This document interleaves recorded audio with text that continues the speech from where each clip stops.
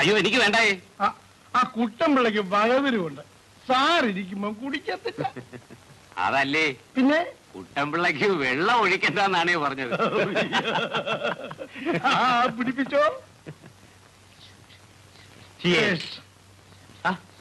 താൻ എന്താണോ ഈ കാണിക്കുന്നത്? പിതൃക്കൾക്ക് കൊടുക്കുക അന്നേ. പിതൃക്കൾക്കോ?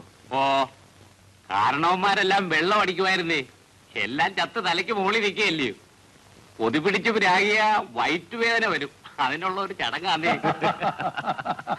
കുട്ടമ്പിള്ള പോയി ആ പൊന്നമ്മയുടെ ചിക്കൻ കൊണ്ടുവരാൻ പറയും. ഞാൻ കൊണ്ടുവരാവേ. വേണ്ട, പൊന്നമ്മയുടെ കയ്യിൽ കൊടുത്തേച്ചാ മതി. ഓ ചേട്ടാ എവിടെയാ കിടക്കുക? നീ വാടാ, നമുക്ക് ലോറിക്കകത്ത് കിടക്കാം.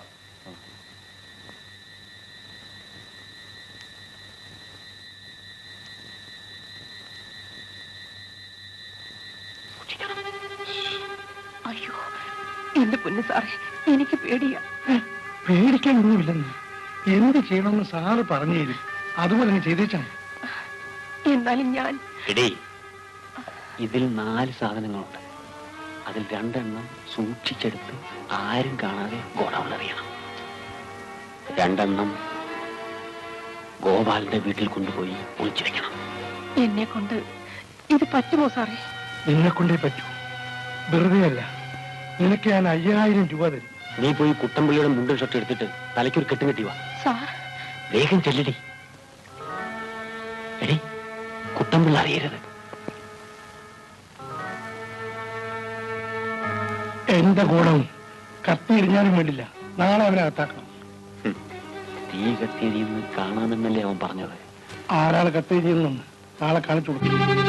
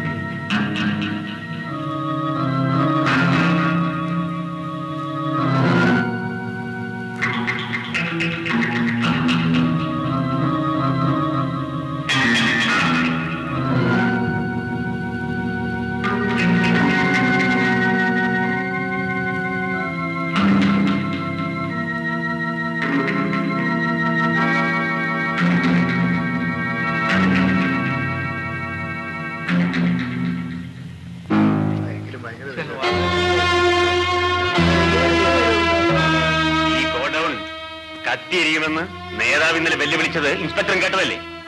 ഈ സംഭവത്തിൽ ഞങ്ങൾക്ക് യാതൊരു പങ്കുമില്ല. തർക്കമൊന്നും വേണ്ട മിസ്റ്റർ ഗോപാലൻ, നിങ്ങളുടെ പാർട്ടി ഓഫീസ് ഞങ്ങൾക്കൊന്ന് പരിശോധിക്കണം. എവിടെ വേണമെങ്കിലും പരിശോധിച്ചോളൂ. വരണം.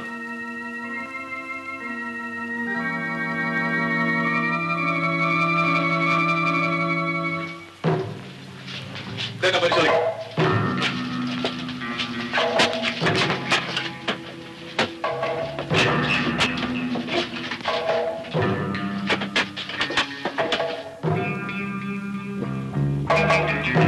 ഇതിനകത്തൊന്നുമില്ല സാർ. സാർ, വേണമെങ്കിൽ എന്റെ വീട് കൂടി ഒന്ന് പരിശോധിക്കാം. ശരി.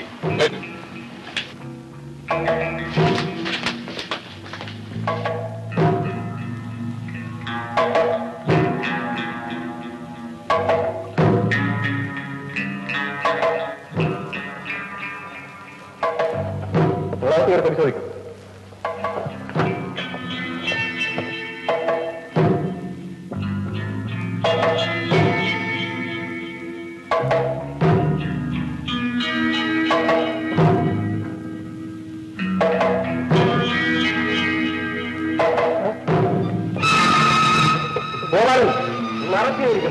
സാർ, ഇത് ചതിയാണ്, കൊടും ചതി.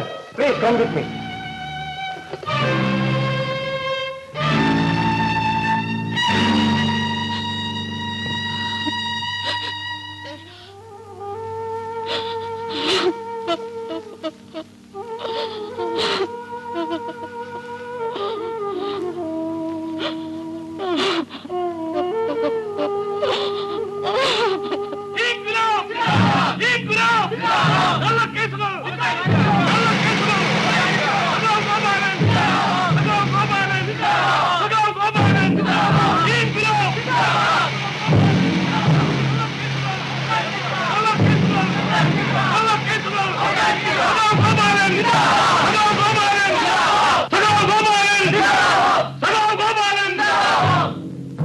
വഴിമാറി തരണം.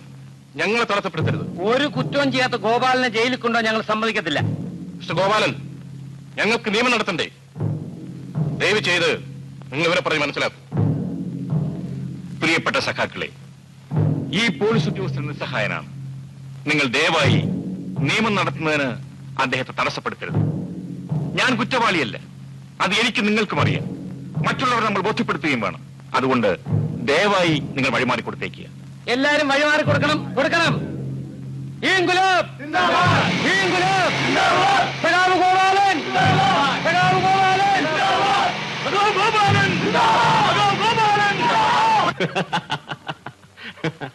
ബുദ്ധി എന്റേതാണെങ്കിലും അത് പ്രയോഗിച്ച് ചേട്ടനല്ലേ. കൺഗ്രാജുലേഷൻസ്. കണക്ക് കൂട്ടിയത് പോലെ തന്നെ നേതാവ് അകത്തായി. നിരാഹാരമാണെന്ന് കേട്ടു. നടക്കട്ടെ. പിന്നെ നമ്മുടെ പൊന്നമ്മയുടെയും നാണപ്പിന്റെയും കല്യാണക്കാര്യം നമ്മൾ തമ്മിൽ ആലോചിച്ചെന്തായി? അവൻ സമ്മതിച്ചോ? Very good. എന്നാൽ നമുക്ക് ഉടനെ നടത്തിക്കളയാം. Okay okay. ആ നാണപ്പൻ ചെറുക്കന്റെ കൈ വല്ല കാശോ ചക്രം ഉണ്ടോ സാറേ? പിന്നെ കാശില്ലാതിരിക്കൂ. അവൻ നല്ലവനാടൂ. പാവം. പാവം ഒരു പൊടുന്തവന് എങ്ങനെ കൂടെ പോർക്കും? നീ പൊറുക്കണ്ടടി, നിനക്ക് സാറില്ലേ? എടീ, നിനക്കൊരു മേൽവിലാസം ഉണ്ടാകുന്നത് നല്ലതാടി. നേരാ സാറേ. പെണ്ണായാൽ മനുഷ്യനെ ബോധിപ്പിക്കാനെങ്കിലും ഒരു അന്തിക്കൂട്ട് വേണം. നാണപ്പനല്ലാതെ വേറെ ആരും നിന്നെ താലി കെട്ടിയാലും നമുക്ക് ഇതുപോലെ കയ്യാൻ ഒക്കില്ലടി. അത് പറഞ്ഞാൽ ഇവളുടെ തലയെ കേറത്തില്ല സാറേ. എടീ പൊന്നമ്മേ, കതിർമണ്ഡപത്തിൽ കേറുന്നതിന് മുമ്പേ എനിക്ക് ദക്ഷിണ തരണം. അതിന് അവള് തന്നെ തരണോ? ഞാൻ തന്നാലും പോരെ? സാറ് തന്നാലും അവള് തന്നാലും കാശ് സാറിന്റെ തന്നെയല്ലേ. അന്ന് എനിക്ക് വയറ് നിറച്ച് ഡിപ്ലിക്കോസ് അടിക്കണം സാറേ. എന്റെ ഒരു ആശയാ. ഇത് നാണപ്പിന് കല്യാണത്തിന് എടുക്കാനുള്ള മുണ്ടും ഷർട്ടുമാണ്. ഇത് അവൾക്ക് സാരി. കൊച്ചമ്മ ഡ്രസ് തന്നു, അങ്ങനെ കുറെ രൂപയും തന്നു. പക്ഷേ ഈ കാർ എന്റെ കല്യാണത്തിന് തരുമെന്ന് ഞാൻ വിചാരിച്ചില്ല. ഞാൻ പറഞ്ഞിട്ടാ തന്നത്. ബില്ല് മാറി കിട്ടിയിരുന്നെങ്കിൽ കല്യാണമേ ഇവിടെ വെച്ച് നടത്തുമായിരുന്നു. അതിരിക്കട്ടെ, എന്തോ കംസൻകുട്ടമ്പിള്ളയുടെ അനന്തരവളാണോ പൊന്നമ്മ? എന്നാണ് മൂപ്പിലാൻ പറയുന്നത്. പക്ഷെ അതിന്റെ അക്കൽദാമ എന്താണെന്ന് എനിക്കറിയില്ല. ഇനി ചോദിച്ചറിയാമല്ലോ. ദാസാറിന്റെ പാചകമൊക്കെ അവളാണല്ലേ? അതെ. അതുകൊണ്ട് കല്യാണം കഴിഞ്ഞാൽ ഉടനെ വിളിച്ചുകൊണ്ടുവരാൻ പറ്റില്ല. എഞ്ചിനീയർ സാറിന്റെ അക്കൽദാമ മുടങ്ങി പോയില്ലേ? അത് ശരിയാ. അദ്ദേഹം എങ്ങോട്ടെങ്കിലും സ്ഥലം മാറി കഴിഞ്ഞാൽ ഒരു വീടെടുത്ത് രണ്ടുപേർക്കും കൂടി താമസിക്കണം. എന്നാ ഇനി നീ താമസിക്കണ്ട. കല്യാണം മംഗളമായി നടക്കട്ടെ. കല്യാണം കഴിഞ്ഞ് അമ്പലത്തിൽ നിന്ന് ഞങ്ങൾ നേരെ ഇങ്ങോട്ട് വരുള്ളൂ.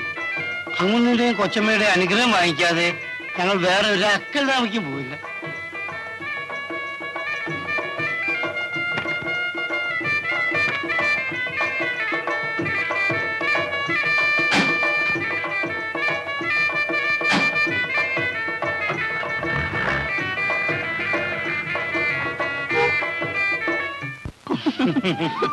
പൊന്നമ്മേ, അങ്ങൊന്നും കൊച്ചമ്മയും നിർബന്ധിച്ചുകൊണ്ടാണ് ഞാൻ ഇപ്പൊ നിന്റെ കഴുത്ത് താലി കെട്ടി.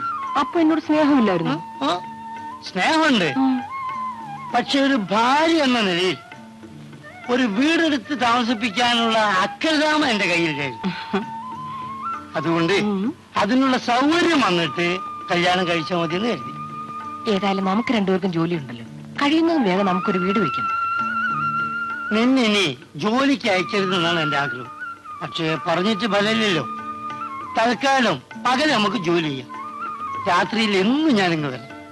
കാശൊന്നും കളയാതെ തന്നെ ഏൽപ്പിക്കണം. എന്തിനേ? നിന്റെ മാമനോട് ഇല്ലേ? രണ്ടുപേരും കാശ് എന്നെ ഏൽപ്പിച്ചാ മതി. വേണ്ട വേണ്ട, ഞങ്ങൾ ജോലി ചെയ്യുന്ന കാശ് ഞങ്ങൾ സൂക്ഷിച്ചോളാം, ആരെ സഹായിക്കാൻ വരണ്ട. തല തെറിച്ചവളെ, ഒരു സംബന്ധക്കാരനെ കിട്ടിയപ്പോ നീ മൂട് മറന്നോ? ഒറ്റ ബീക്കാൻ താൻ വീക്കുവോ? പൊന്നമ്മയെ എന്നെ വീക്കുന്നൊന്ന് കാണട്ടെ. ഞാനൊരു കളി തമാശ പറഞ്ഞല്ലേ നാടപ്പ, നീ അതൊക്കെ കാര്യമാക്കോ? എടോ ഡിപ്പിക്ലോസേ, പൊന്നമ്മ ഇപ്പൊ എന്റെ ഭാര്യ. ആര്? എന്റെ ഭാര്യ. തന്റെ അല്ല, എന്റെ. താൻ അവളെ ഭരിക്കാൻ വന്നാലേ അടിച്ച് തന്റെ അക്കെല്ലാം ഇളക്കി കളയും. എന്തോന്ന്? അപ്പോ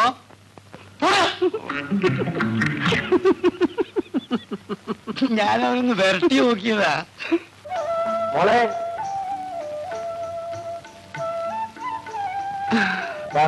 മുട്ടായി. ഇപ്പൊ ഇവക്ക് മാമനേക്കായി സ്നേഹം മുട്ടായിയോടാ. അവൾ എന്തിനെങ്കിലും സ്നേഹിച്ച് പഠിക്കട്ടെ. ഇത് കൊണ്ടുപോയി വെട്ടി കഴുകി വറുത്തും പൊരിച്ചൊക്കെ വെക്കാൻ. ഇന്നെന്താ പതിവില്ലാതെ വലിയ മീൻ? അറിഞ്ഞില്ലേ, ചേട്ടൻ ഇന്ന് ജാമ്യത്തിലിറങ്ങുക. ജയിലിൽ 2-3 ദിവസമായിട്ട് ഗോതമ്പുണ്ടുമായിട്ട് കഴിയില്ലായിരുന്നു. ഇന്നെങ്കിലും വയറ് നിറച്ച് നല്ലതുപോലെ വല്ലതും കഴിക്കട്ടെ. കൂലി കിട്ടാത്ത ഈ സമയത്ത് എന്തിനാ ഇത് വാങ്ങിയത്? കടമല്ലേ, കാശ് കിട്ടുമ്പോ കൊടുക്കും. ബില്ല് മാറിയില്ലെങ്കിലും കൂലിക്കുടിശ്ശിക തീർത്തു കൊടുക്കാൻ സർക്കാരിൽ നിന്ന് പണം അയച്ചിട്ടുണ്ട്. അപ്പോൾ സമരം നിർത്താമല്ലോ. നിർത്താം, ഗോപാലൻ കൂടെ വന്നത്. മോളെ, ഇന്ന് നിന്റെ മാമൻ വരും.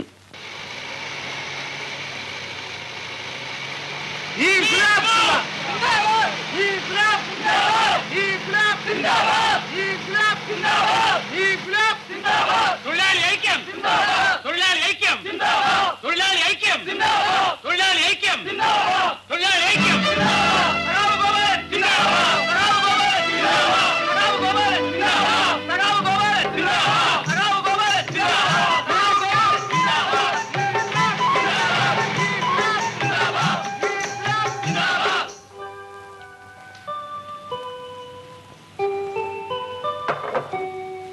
രണ്ടു ദിവസം കൊണ്ട് ചേട്ടനങ്ങ് ക്ഷീണിച്ചു പോയി. നിനക്ക് തോന്നുന്ന എത്ര പ്രാവശ്യം ജയിലിൽ പോയിട്ടുള്ളവനാ ഞാൻ. എനിക്ക് പേടിയായിരുന്നു. അയൽപക്കത്ത് ആരെങ്കിലും പിടിച്ചു കിടത്താൻ പാടില്ലായിരുന്നു. ബാവ എന്നും രാത്രി ഈ തിണ്ണയ്ക്ക് വന്ന് കിടക്കുമായിരുന്നു. അതെ ചേട്ടാ, എന്നും അരി സാധനങ്ങളും ഒക്കെ വാങ്ങിച്ചുകൊണ്ട് തരുമായിരുന്നു. നല്ല സ്നേഹമുള്ള മനുഷ്യനാ. ഷാൻ കമ്മിറ്റി നോട്ടീസാണ്. കമ്പി വാങ്ങിച്ച വഴിയിൽ 1.5 ലക്ഷം രൂപ കൊടുക്കാനുണ്ടെന്നുള്ള വക്കീൽ നോട്ടീസ്. ഞാനിത് എവിടെ കൊടുക്കും? നോട്ടീസിന് മറുപടി അയക്കണം, ഉടനെ കൊടുക്കാമെന്ന്. മറുപടിയല്ല അവർക്ക് ആവശ്യം, അവർക്ക് രൂപയാണ് ആവശ്യം. ഇത് കൂടാഞ്ഞിട്ട് മരിച്ചവരുടെ വീട്ടിലേക്ക് 10,000 രൂപ കോമ്പൻസേഷൻ കൊടുക്കണമെന്ന് സർക്കാർ വന്നിരിക്കുന്നു. ഞാൻ അന്നേ പറഞ്ഞതാ, അവിവേകം ഒന്നും കാണിക്കരുതെന്ന്. ഗോപാലിന് കേസ് കൊടുക്കാൻ ബോംബ് എറിയിച്ചു. എന്നിട്ടിപ്പോ എന്തായി? ആളപകടം ഉണ്ടാകുമെന്ന് ഞാൻ വിചാരിച്ചു. ആ ദാസ് പറഞ്ഞു, ഞാനങ്ങ് ചെയ്യിച്ചു. ആ വകയിൽ രൂപ 5,000 ആ പൊന്നമ്മയ്ക്ക് കൊടുക്കേണ്ടി വന്നത്. അന്ന് ഒത്താശ പറഞ്ഞു തന്നവനൊക്കെ ഇപ്പൊ എവിടെ പോയി? അവനൊക്കെ ഇപ്പൊ എന്നെ കാണുമ്പോ ഒളിക്കുകയാണ്. ആ ദാസിനെ എനിക്കൊന്ന് കാണണം. എന്തിന്? എല്ലാ ചരടുകളും ഇപ്പൊ അയാളുടെ കയ്യിലല്ലേ. അയാളെ പിണക്കിയാൽ അനുഭവം എന്തായിരിക്കും അറിയാമോ? പിന്നെ ഞാൻ എന്ത് ചെയ്യണമെന്നാ നീ പറയുന്നത്? മുള്ളിനെ മുള്ളുകൊണ്ടെടുക്കണം. ഞാൻ പോയി അയാളെ ഒന്ന് കാണാം. ദാസിനെയോ? അതെ. നിന്റെ കയ്യിൽ 10,000 രൂപയുണ്ട്. അത് നീ ഇവിടെ എവിടെയോ ഒളിച്ചു വെച്ചിരിക്കുകയാണെന്ന് ഞാൻ അറിഞ്ഞു. ഇതാര് പറഞ്ഞു മാമ? 6 കൊല്ലത്ത് ഗോവിന്ദപിള്ള. ആ മാടക്കടക്കാരനല്ലേ? ആ, അയാളുടെ അച്ഛൻ തന്നതായിരിക്കും. അപ്പൊ എഞ്ചിനീയർ സാർ തന്നെ കാശോടെ? അദ്ദേഹം കാശ് തരാമെന്ന് പറഞ്ഞിട്ട് ഇതുവരെ തന്നില്ല. അതല്ലാതെ നിന്റെ ഈ വേറെ കാശ് കാണണമല്ലോ. അതെനിക്കൊരു വീട് വയ്ക്കാന്. അപ്പൊ നിനക്ക് തനതായ വീട് വേണം, ഭർത്താവ് വേണം. നിന്നെ കൊണ്ടുകിടന്ന ആളാക്കി എനിക്ക് ഡിപ്ലിക്കോസ് അടിക്കാൻ പോലും കാലണ തരില്ല അല്ലേ?